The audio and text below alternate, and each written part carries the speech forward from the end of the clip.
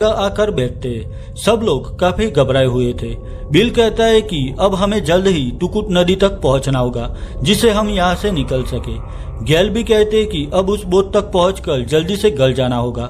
यह सुनकर जैक कहता है कि वो ब्लड ऑर्चिड फूल हमारे लिए जरूरी है और इसके बगैर हम यहाँ से वापस नहीं जाएंगे।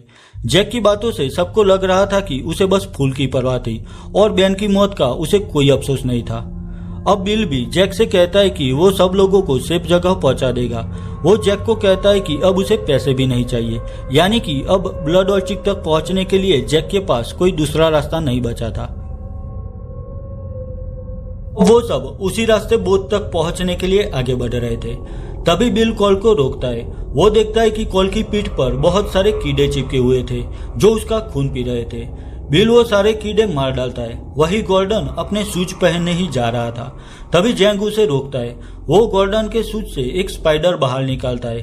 वो कहता है कि यह बहुत ही जहरीला स्पाइडर है। अगर उसने काट लिया होता तो गॉर्डन 2 दिन के लिए बेहोश हो जाता या फिर पैरालाइज हो जाता। जैंग उस स्पाइडर को मारने ही जा रहा था। तभी जैक एक डिब्बी में उस स्पाइडर को ले लेता है। जैक कहता है कि वो स्पाइडर सबको दिखाने के लिए अपने पास रखेगा। वही दूसरी ओर बिल के फ्रेंड जॉन को दिखाया गया है जो अपनी बोट लेकर टुकुट नदी के पास आ रहा था। तभी उसे वहां पर एक आवाज सुनाई देती है। वहां पर एक बहुत बड़ा एनाकोंडा था। वो जॉन को खींचने लगता है। उसी वक्त जॉन गलती से बोट की स्पीड बढ़ा देता है।